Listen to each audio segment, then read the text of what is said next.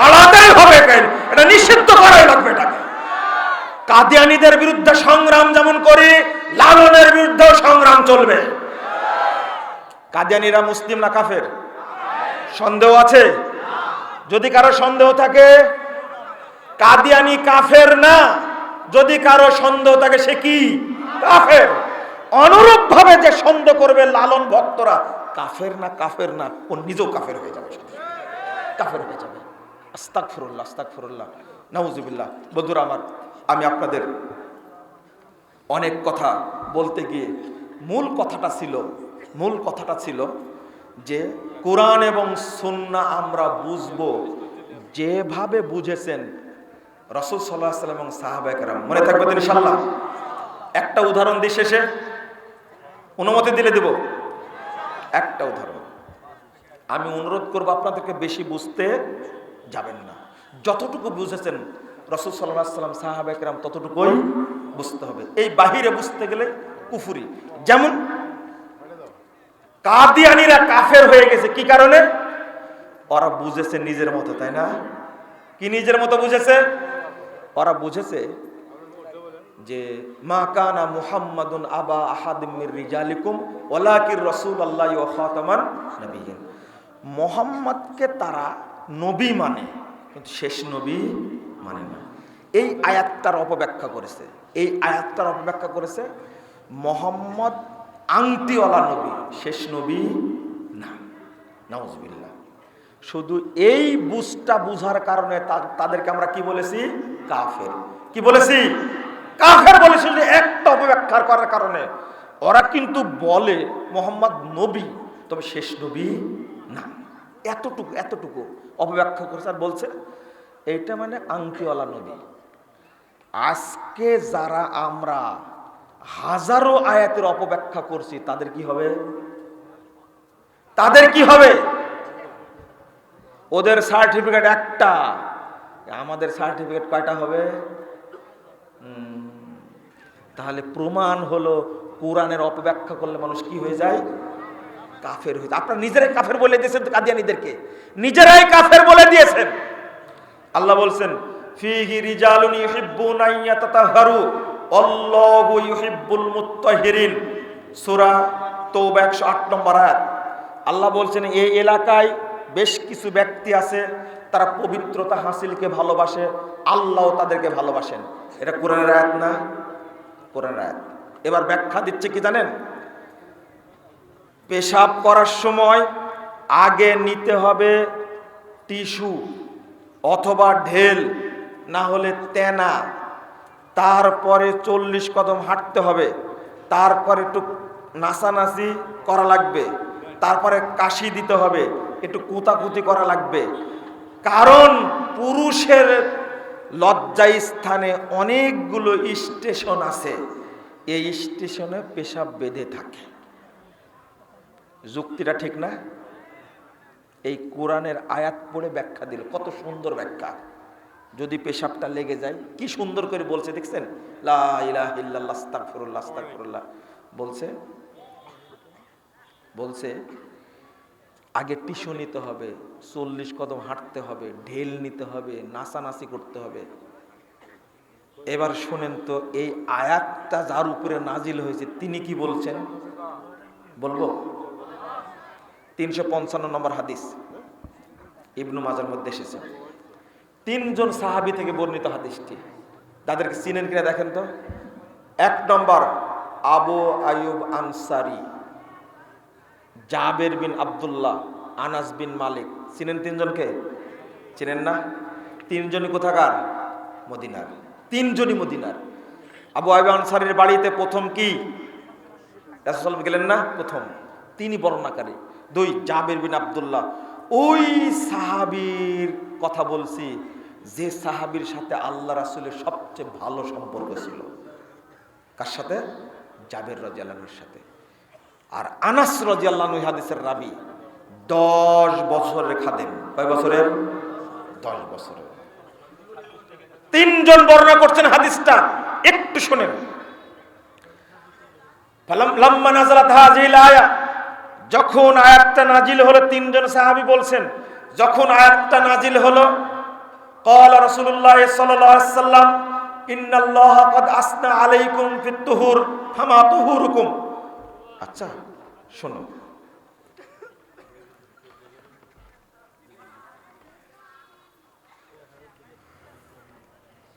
কি কি যেন বলছিলাম আব্দুল সালাম ভাই, কি বললাম যেন? ও, তিনজন হাদিসের রাবী, এই তিনজন বর্ণনা করছেন। সেটা হলো রাসূল সাল্লাল্লাহু আলাইহি ওয়াসাল্লাম একদিন আমাদেরকে বললেন, ইন্নাল্লাহা ক্বাদ আসনা আলাইকুম, আল্লাহ তোমাদের ব্যাপারে প্রশংসা করছেন, ফিত তুহুর, পবিত্রতার ব্যাপারে, ফামা তুহুরুকুম। আচ্ছা তোমরা বলো তো তোমরা কিভাবে পবিত্রতা হাসিল করো? তাহলে এই হাদিস প্রমাণ করে আল্লাহ রাসূল গায়েব জানতেন না। তখন আনসারীরা বলছেন, ইয়া মাশারাল আনসার বলে এরা বলছেন, নাতাওয়াদ্দাউ লিস-সালাহ, আল্লাহ রাসূল শুনেন, আমরা সালাতের জন্য ওযু করি। এই আয়াতের শানে নজুল, এই আয়াতের শানে নজুল, আমরা সালাতের জন্য ওযু করি। 2, ওয়া নাগতাসিলু মিনাল জানাবা, স্ত্রী সহবাস করলে অপবিত্র হলে গোসল করি। ওয়া নাস্তানজি বিল মা, পানি দিয়ে ইস্তেনজা করি। শুনলেন কয়টা কথা বললেন? পানি দিয়ে কি করি? ওযু করি, অপবিত্র হলে গোসল করি, আর পানি দিয়ে কি করি? ইস্তেনজা করি। এই শুনে বলছেন ফাহুয়া যাকা, ও এই জন্যই আল্লাহ তোমাদের প্রশংসা করেছেন। তারপরে বলছেন ফা আলাইকুমুহু, তোমরা এইভাবেই করবে। এখানে তেনা কই আছে? ঢেল কই? 40 কদম কই? কোতাকুতি কই? নাচানাচি কই? বেটা তোমার কাছে থেকে ব্যাখ্যা নিতে যাব, আমাকে রাগ আনছেন আপনারা। আমি এটা হাদিস বললাম, খুঁজেন আপনি 355 নম্বর হাদিস, ইবনে মাজাহ। আল্লাহ সনদ সহি, আল্লাহ আয়াত নাজিল করেছেন, রাসূল ব্যাখ্যা দিচ্ছেন, আর তুমি ব্যাখ্যা দিচ্ছ আরেকটা। মজার ব্যাপার হলো, এই কথাটা কেন তুললাম, যারা এত পরিশ্রম করে তারা ওযুর পরে কিন্তু পানি ছিটায়া দেয় না। অথচ কেউ নিশ্চিত বলতে পারবেন আমি এত কিছু করার পরেও এক ফোঁটা পেশাব বের হবে না, বলতে পারবে? এই গ্যারান্টি নেবে কে? মহান আল্লাহ জানেন, আমার বান্দারা যতই চেষ্টা করুক না কেন পেশাব একটু বের হবেই। এই জন্য আল্লাহ রাসূল বলছেন, আতাহু জিবরিল, আল্লাহ নবী নিজেই বলছেন যে আমার কাছে জিবরিল আসলো, ফাআল্লামাহুল উযু, অতঃপর তাকে ওযু শিক্ষা দিল, ওয়াসসালাহ, সালাত শিক্ষা দিল। আল্লাহ রাসূল বলছেন ফালাম্মা ফারাগা মিনাল ওযু, শোনো সাহাবীরা, যখন জিবরিল ওযু শেষ করলেন, আখাযা গুরফাতাম মিন মা, অতঃপর এক চুল্লু পানি হাতে নিলেন, নেওয়ার পরে ফানাদাহা বিহা ফারজাহু, আল্লাহ রাসূল তার লজ্জা স্থান বরাবর পানি ছিটিয়ে দিলেন। আল্লাহ পাঠিয়েছেন জিবরিল আমিনকে, যাও আমার মোহাম্মদকে শিক্ষা দিয়ে আসো, ওযুর পরে যেন তার লজ্জা স্থান বরাবর পানি ছিটিয়ে দেয়। আল্লাহ সেফটি দিলেন বান্দার, কিন্তু বান্দা এটা গ্রহণ করেনি, অপবিত্র হতে পারবে না। আবার শোনেন, ওযুর পরে নারী পুরুষ উভয়ে পানি ছিটিয়ে না দিলে সে পবিত্র হবে না। পবিত্র না হলে ওযু হবে না, ওযু না হলে নামাজ হবে না। ক্লিয়ার? এই আয়াতটাকে কিভাবে 12টা বাজাচ্ছেন খেয়াল করছেন আপনারা? আল্লাহ যেন আমাদের বুঝার তৌফিক দান করে। আমি জানি আপনাদের মাঝে অনেক ত্রুটি আছে, অনেক ভুল আছে। এই ভুলের ব্যাপারে আপনাদের কাছে আমার নসিহত একটা, আপনি যদি ভুলের উপরে টিকে থাকতে চান তাহলে এক সময় আপনি নিজেই লজ্জাবোধ করবেন।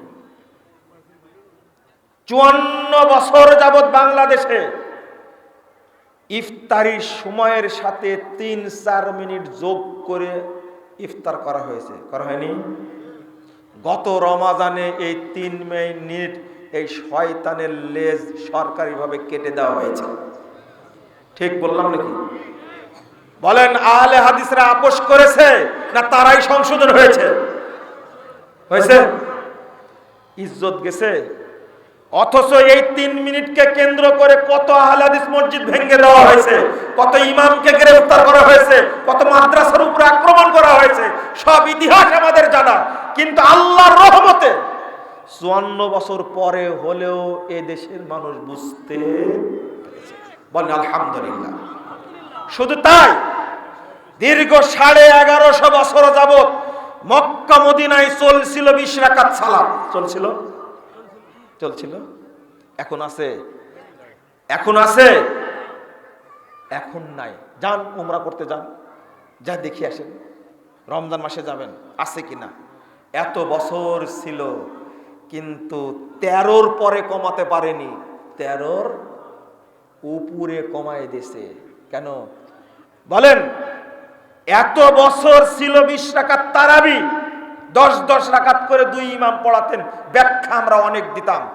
কিন্তু আহলে হাদিসরা কি কোনোদিন এইটাকে মেনে নিয়েছে?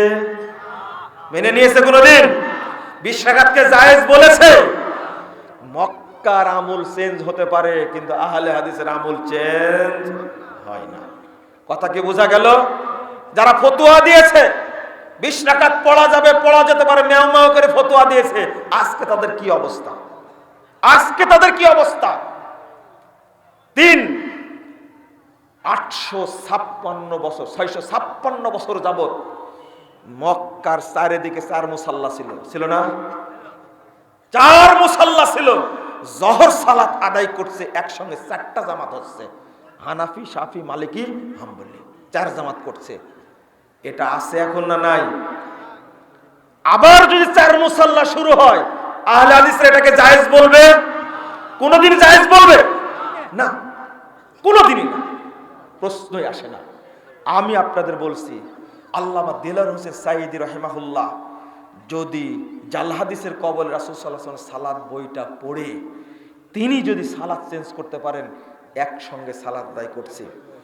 আমি আর সালাউদ্দিন কাদের চৌধুরী হলেন মুক্তাদি, আর সাইদি সাহেব কি ইমাম। আমার সামনে সালাত আদায় করছেন। যখন রফুল আয়াদান করে সালাত আদায় করেন, সাইদি সাহেব, আপনার বেশি ভালো লাগবে না আমার বেশি ভালো লাগবে? আমার বেশি ভালো লাগবে। বুকে হাত বেঁধে তার আকীদাগত অবস্থান, আল্লাহু আকবার। তো আমরা কেন ভুল সংশোধন করতে পারিনি বলেন তো দেখি? শিরোনাম না শুধু এটা, জাতি পরিবর্তনের মন্ত্র। ভুল সংশোধনে সফলতা আছে, ব্যর্থতা নেই, লজ্জারও কিছু নেই। কথাটা ক্লিয়ার, পরিষ্কার কথা। আমি আপনাদের অনুরোধ করব, কথা অনেক বলেছি, 1.5 ঘন্টা পার হয়ে গেছে। আমি আপনাদের উপস্থিতির জন্য আগেই দোয়া করেছি, আন্তরিকভাবে আপনাদের আমি অভিনন্দন জানাচ্ছি। আবার দেখা হবে ইনশাল্লাহ। তবে কর্তৃপক্ষের একটা আবেদন, আজকের এই প্রোগ্রামের জন্য আমি দোয়া পড়ে দিব, তারপরে উঠবেন ইনশাল্লাহ। যারা ছাত্ররা আছে তারা যাবে ভিতরে, আছে নাকি? জান তো, কেউ কাউকে দেখছি না তো। আপনারা হাত ছেড়ে একটু দান করবেন তো ইনশাল্লাহ। আমি দোয়া করব আপনাদের জন্য, যে 1 টাকা দেবে আল্লাহ যেন তাকে 1 কোটি টাকা বরকত দান করে। যারা 2 টাকা দিবে আল্লাহ যেন তাকে 2 কোটি টাকা বরকত দান করে। যারা 10 টাকা দেবে আল্লাহ যেন তাদেরকে 10 কোটি টাকা বরকত দান করে। আপনাদের লোকজন নাই? অসুস্থ সভাপতি সাহেব, দোয়া করেন। জি, অসুস্থ হয়ে গেছে। ও, আল্লাহ রহম করবেন। আমি শেষে বলছি, আল্লাহ রাব্বুল আলামিন আমাদেরকে যেন কবুল করে নেন, আমিন। আল্লাহ যেন এই মাহফিলকে কবুল করে নেন, আমিন। যারা অসুস্থ আছেন আল্লাহ যেন তাদেরকে সুস্থতা দান করেন। আমি শুনলাম আজকের এই সম্মেলনের সম্মানিত সভাপতি শেখ ডক্টর মুখলিসুর রহমান, তিনিও অসুস্থ। আমি দোয়া করি আল্লাহ রাব্বুল আলামিন যেন তাকে সুস্থতা দান করেন, আমিন। এছাড়া আমরা যারা অসুস্থ আছি, বিপদে আছি, আল্লাহ রাব্বুল আলামিন যেন আমাদের সকলকে সুস্থতা দান করেন, বিপদ যেন দূর করেন, আমিন। যারা মারা গেছেন রব্বুল আলামিন যেন আমাদের সকলকে